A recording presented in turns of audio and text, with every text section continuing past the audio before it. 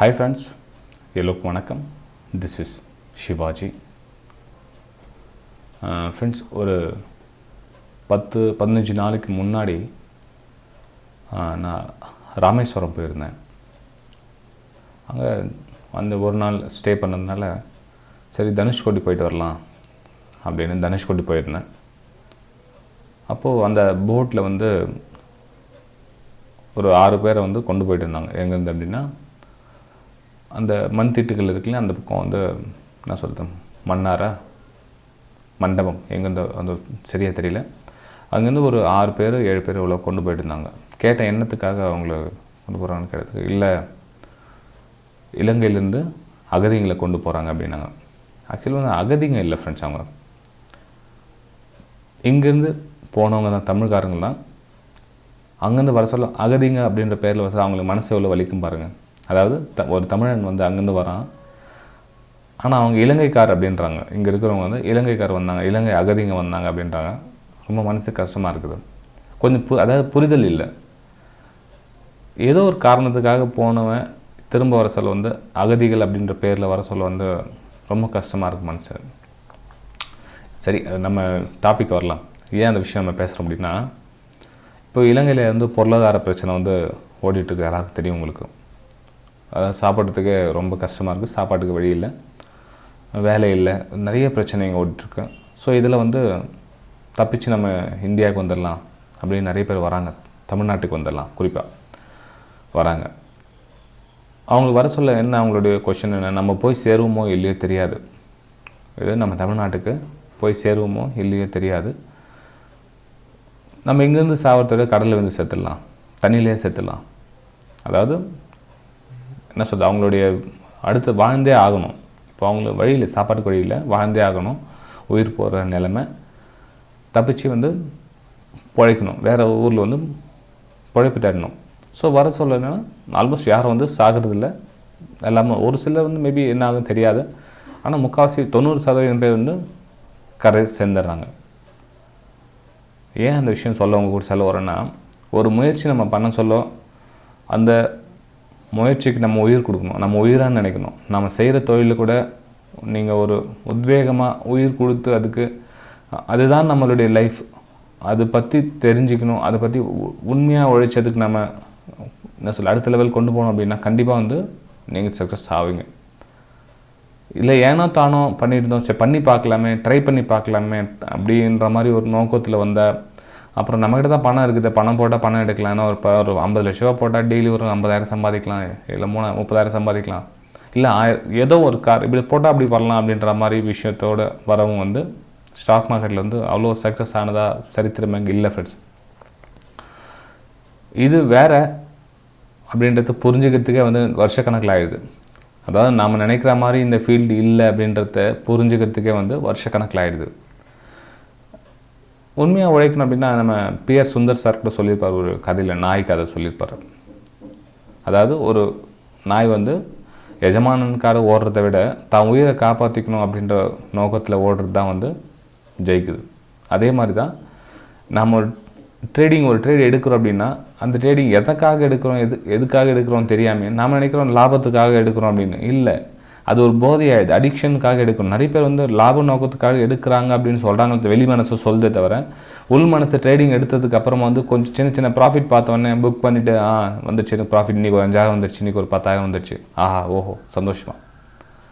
அடுத்த நாள் லாஸ், யாருக்கிட்டே சொல்கிறதில்ல, சைலண்ட்டாக இருப்பாங்க.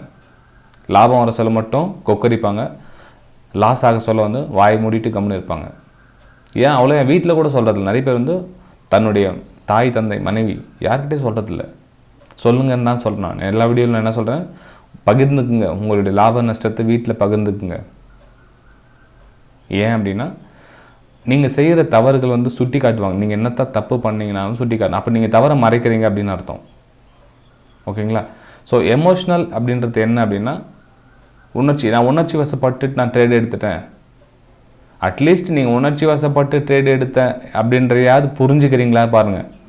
ஒரு சிலர் நான் உணர்ச்சி வசப்பட்டு ட்ரேட் எடுக்கிறேன் அப்படின்ற விஷயத்தை புரிஞ்சிக்காமல் இருக்கிறாங்க. ஓகேங்களா?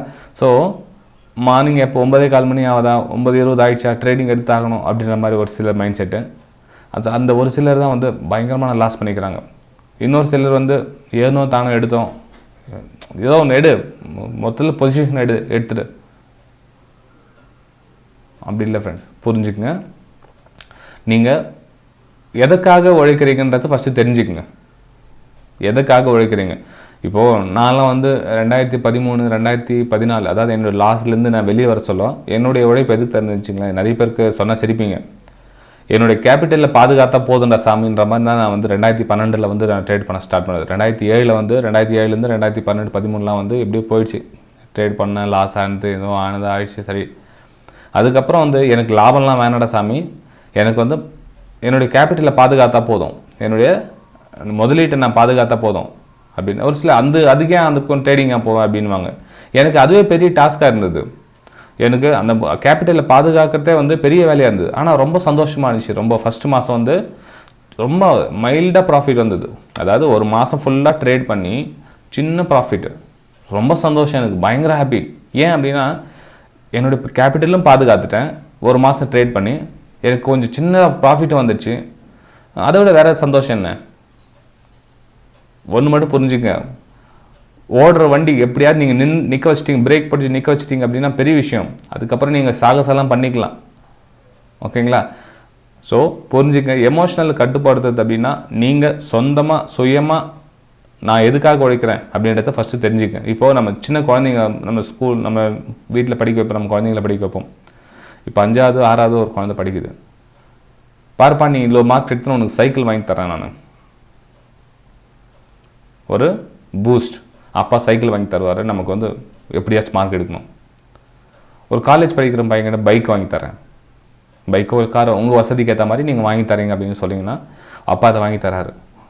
ஓகே, இப்போ நீங்கள் ட்ரேடிங் அதே மாதிரி நீங்கள் எடுக்கிறீங்க அப்படின்னா, ட்ரேடிங் அப்படின்றது நம்ம அன்றைக்கி நாளோ அன்றைக்கி நிமிஷமோ அன்றைக்கி ஹவர்ஸோ அப்படின்ற மாதிரி கிடையாது. ஏன்னா வந்து அப்போ தான் எமோஷனல் வருது. நீங்கள் ப்ராஃபிட் ஸ்க்ரீன் பார்க்குறீங்க, திடீர்னு 1000 ரூபா வருது, திடீர்னு 5000 ரூபா வருது, திடீர்னு 3000 ரூபா வருது, திடீர்னு 1000 ரூபா நஷ்டத்தில் காமிக்குது. ஒரு மில்லி செகண்ட்ஸில் ஏற்ற இறக்கம் ஏறிக்கிட்டே இருக்கும். அந்த ஒரு செகண்ட் உங்களோட ஹார்ட் பீட் வந்து சேஞ்ச் ஆகிட்டே இருக்கும், மனசும் சேஞ்ச் ஆகிட்டே இருக்கும், எல்லாமே மாறிக்கிட்டே இருக்கும். அதோட லைஃப் கிடையாது, அந்த ஒரு நிமிஷம் லைஃப் கிடையாது உங்களுக்கு, அந்த ஒரு மணி நேரம் லைஃப் கிடையாது, அந்த ஒரு நாள் லைஃப் கிடையாது உங்களுக்கு. உங்களுக்கு தேவை என்ன? மந்த் எண்டில் என்ன ஒன்று அவுட்புட் என்ன வருது, மந்த் எண்டில் எவ்வளோ வருது, வருஷத்தில் எவ்வளோ வருது. சில டைம் வந்து ஒரு மாதம் ஃபுல்லாக பண்ணி லாஸ் ஆகலாம், தப்பு கிடையாது. ஒரு மாதம் ஃபுல்லாக லாஸ் எவ்வளோ ஆகுது, உங்கள் கேபிட்டல் எவ்வளோ ஆகுது, ஒரு வருஷத்தில் நீங்கள் எவ்வளோ முன்னாடி எவ்வளோ வந்திருக்கீங்க, உங்கள் முதலீட்டில் ஒரு வருஷமாக நீங்கள் ட்ரேட் பண்ணி ஒரு வருஷத்துக்கு எவ்வளோ கொண்டு வந்திருக்கீங்க. இப்போ என்ன கேட்பாங்க, சார் நீங்கள் ட்ரேடிங் இன்றைக்கி பண்ணீங்களா அப்படின்னு. நான் டெய்லி ட்ரேட் பண்ணுறதே கிடையாது. அதான் சொல்கிறேன், வாரத்துக்கு ஒரு ட்ரேட் பண்ணால் பண்ணுவேன், இல்லை மாதத்துக்கு 2 இல்லை 3 ட்ரேட் பண்ணால் பண்ணுவேன், அவ்வளோதான். ஸோ ட்ரேடிங் நான் டெய்லி பண்ணணும் அப்படின்னு என்னோடய மைண்ட் செட் இல்லை. ஸோ அதே நீங்கள் என்ன பண்ணீங்கன்னா, எல்லாரும் டெய்லி ப்ராஃபிட் காமிக்கிறாங்க, டெய்லி 1 லட்ச ரூபாய் சம்பாதிக்கிறாங்க, டெய்லி 3 லட்சம் சம்பாதிக்கிறாங்கன்னா டெய்லி கணக்கு போட்டுக்கிறீங்க. டெய்லி 3 லட்சம் தான், மாதத்துக்கு எவ்வளோ ஆச்சு, வருஷத்துக்கு எவ்வளோ ஆச்சு, இப்படி கணக்கு போட்டுக்கிறீங்க. அப்போ எல்லாருமே அம்பானி ஆகிடலாம். அது மாதிரி கணக்கு போடாதீங்க. உங்களுடைய முதலீட்டை ஒரு வருஷத்தில் எவ்வளோ பண்ண போகிறீங்க, இல்லை ஒரு மாதத்தில் எவ்வளோ பண்ண போகிறீங்க, ஃபஸ்ட்டு மாத கணக்கு வாங்க. மாத கணக்கு 6 மாத கணக்கு வாங்க ஃபஸ்ட்டு. ஃப்ரெண்ட்ஸ், வீடியோ பிடிச்சிருந்தா மறக்காமல் லைக் பண்ணுங்கள், சப்ஸ்கிரைப் பண்ணுங்கள், ஷேர் பண்ணுங்கள். ஏன் இந்த விஷயம் சொல்கிறேன் அப்படின்னா, எமோஷ்னல் அப்படின்னு சொல்லி நிறைய பேர் வந்து பேசிருக்கேன். சார் எனக்கு இந்த வீடியோ யாருக்கு முக்கியமாக யூஸ் ஆகும் அப்படின்னா, சார் எனக்கு எல்லாம் தெரியுது, எனக்கு நான் ட்ரெண்ட் லைன் ட்ரா பண்ணுறேன், சப்போர்ட் அண்ட் ரெசிஸ்டன்ஸ் தெரியுது, எனக்கு சார்ட்லாம் ரீட் பண்ண கற்றுக்கிட்டேன், எல்லாமே ஆல்மோஸ்ட் எல்லாமே தெரியுது எனக்கு. ஆனால் இருந்தாலும் என்னால் வந்து அந்த லைவ் மார்க்கெட்டில் வந்து எமோஷனல் கட்டுப்படுத்த முடியல, எனக்கு ரொம்ப பயமாக இருக்குது, எனக்கு வந்து அடுத்த லெவல் தாண்ட முடியல அப்படின்றவங்களுக்கு இந்த வீடியோ ரொம்ப யூஸ்ஃபுல்லாக இருக்கும். நான் சொன்னது புரிஞ்சுங்களா? இப்போது நம்ம எதுக்காக உழைக்கிறோம் அப்படின்றது, எதுக்காக நம்ம ட்ரேட் பண்ணுறோம் அப்படின்றத புரிஞ்சுக்குங்க. நான் இந்த காரணத்துக்காக ட்ரேட் பண்ணுறேன் அப்படின்ற வர சொல்லும். ஸோ அப்போ என்ன பண்ணால் உங்களுக்கு கேபிட்டல் வந்து உங்களோட மனசில் ஸ்ட்ராங்காக உட்காந்துரும். நமக்கு இந்த இவ்வளோ தான் நம்மக்கிட்ட முதலீடு இருக்குது, ஸோ நமக்கு இவ்வளோ தான் லாஸ் ஆகும், நமக்கு இவ்வளோ தான் இது தான் பண்ணணும் அப்படின்ற ஒரு பிளான் வந்து மனசுக்குள்ளே ஸ்ட்ராங்காக பதிஞ்சிடும். அப்போ என்ன ஆகுனா, அந்த ட்ரேடோடைய அவுட்புட் ரிசல்ட் வந்து நீங்கள் பிரேக் பண்ணி ஸ்டாப் பண்ணிடுவீங்க. அப்போ அந்த இடத்துல லாஸ் ஆக சொல்ல அழுகுற மைண்ட் செட்டோ மனசு வலிக்கிறதோ வராது. ஏன்னா நீங்கள் பிளான் பண்ணிட்டீங்க. நீங்கள் ஒரு லட்ச ரூபாய் எடுத்து வந்துட்டீங்க, 2000 ரூபாய் லாஸ் ஆகுதா, கட் பண்ணிட்டு க்ளோஸ் பண்ணிட்டு போயிட்டாருங்க. இன்றைக்கி எவ்வளோதான், இன்றைக்கோட ஒன்று நாள் முடிய போகிறதில்ல. உங்களுக்கு என்ன தொடர்ந்து 10 நாள் தொடர்ந்து ஸ்டாப்ல சிட் ஆகுதா, 2000 ரூபாய் 10 நாள் தொடர்ந்து 2000 ரூபாய் ஸ்டாப்ல சிட் ஆக போதா? சரித்திரமே கிடையாது, சான்ஸே கிடையாது. நீங்கள் வேணும் ட்ரை பண்ணி பார்த்துங்க. 10 நாள் தொடர்ந்து ஸ்டாப்ல சிட் ஆகிறது வாய்ப்பே கிடையாது. மேக்ஸிமம்னா அப்படின்னா ஒரு 3 நாள் தொடர்ந்து ஸ்டாப் லாஸ் ஹிட் ஆகலாம். ஸோ அந்த 3 நாள் தொடர்ந்து ஸ்டாப் லாஸ் ஹிட் ஆனால் என்ன பண்ணலாம்? இப்போது எவ்வளோ பெரிய ட்ரேடர்ஸ்க்கு வந்து டெய்லி ப்ராஃபிட் பண்ணுறாங்கன்னு நினச்சிக்காதீங்க. ஒரு சில நாள் லாஸ்ட்லேயும் போகலாம். ஓகே ஃப்ரெண்ட்ஸ், நம்ம அடுத்த வீடியோ சந்திக்கலாம். வீடியோ பிடிச்சா மறக்காமல் லைக் பண்ணுங்கள். லைவ் மார்க்கெட்டில் என்னுடைய அப்டேட்ஸ் உங்களுக்கு பண்ணிகிட்டு இருப்பேன். டெலிகிராம் சேனல் வந்து வீடியோ டிஸ்கிரிப்ஷனில் கொடுத்துருக்கேன் பாருங்கள். ஃப்ரீ டெலிகிராம் சேனல்லாம் கொடுத்துருக்கேன். ப்ரைஸ்-Aktion தமிழ்னு இருக்குது. அது என்னத்துக்காகனா என்னோடய வெபினார் ஸ்டூடெண்ட்ஸ்க்காக வந்து அது கிரியேட் பண்ணியிருக்குது. என்னோடய வெபினார் டீட்டெயில்ஸாக எப்படி இருக்கும் அதுவும் உங்களுக்கு ஃப்ரீ டெலிகிராம் சேனலில் கொடுத்துருக்கேன். 45 days வந்து என்னுடைய வெபினார் இருக்கும். ஸோ அந்த வெபினார் ஃபீஸ் டீட்டெயில்ஸ் என்னென்னா வாட்ஸ்அப் நம்பர் கொடுத்துருக்காங்க, அது மூலிமா கான்டாக்ட் பண்ணுங்கள்.